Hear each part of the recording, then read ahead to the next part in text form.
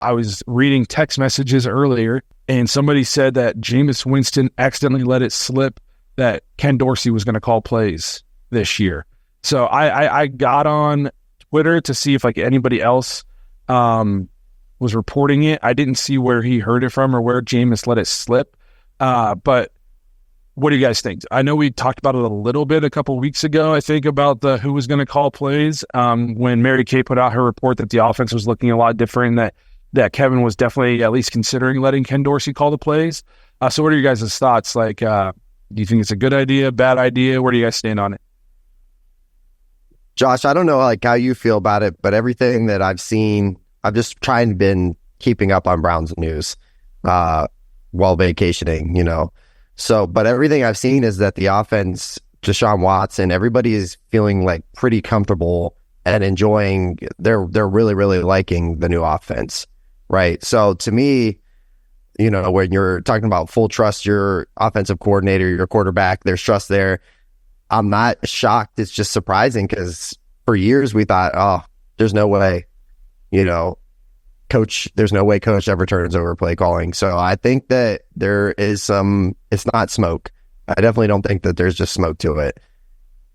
I think the Kevin calling plays for the last 4 seasons had a lot to do with him being the offensive coordinator in Minnesota and calling plays. And I think it had a lot to do with Alex Van Pelt not having a whole lot of trust in him to take over the offense and call plays because you just never saw it.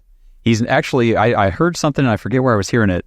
It was on another podcast. They were talking about how Alex Van Pelt has never been trusted to call plays anywhere he's ever been throughout his career. And now all of a sudden he's going into New England. He's going to be the play caller. So we're going to see how it actually works out this season. But I think he'll call plays. What's that?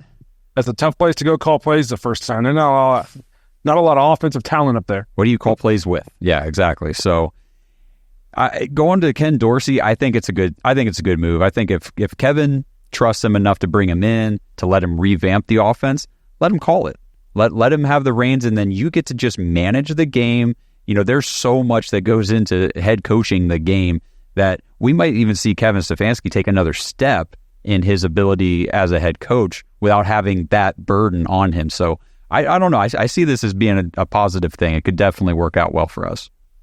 No, I agree. And I've been a staunch supporter of Kevin calling the plays. Like, I've never been one of these people who thinks that he just needed to give up play calling. I think he's like a top tier play caller.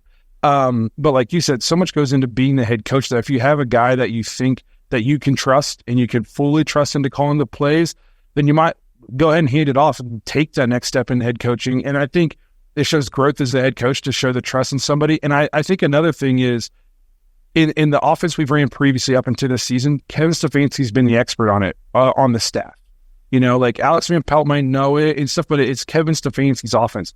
Well, now it's like a hybrid, or it's, you know, based on some of the stuff I'm seeing out of camp, it's 80% of Ken Dorsey offense, you know, with some Kevin sprinkled in. So why would you not let Ken Dorsey call the plays if he's now the expert in it? You know, and I guess the biggest knock, what people have said about Kevin is he's a good head coach, but his situational awareness sometimes can be not ideal. You know, he'll call a play on a certain down or a certain time in the game, and it doesn't make sense to call that play because of the situation. And it's like, well, maybe he's so dialed in as a play caller when he's on offense, the head coach cap is off to the side a little bit because, you know, you got 35 seconds to come up with a play, get it in, you know, get everybody's organized, get the package and the personnel in there. So now he can take a step back and be like, you know, last year I might have called the triple reverse pass here on this play because I'm dialed in as a play caller and I think it's going to work and it should work if we execute it. But now when I'm just sitting back as a head coach and I'm just listening to people have this conversation in my headset and I'm just advising, I can say, there's 3 minutes left before halftime. Why don't we just do this instead? And then, you know, it can be a more cohesive effort. Mm-hmm. Maybe you give up a good play call for a great play call, that kind of thing. So I think it's a good idea. If this ends up being crap and Kevin is the play caller this year, I'm not mad.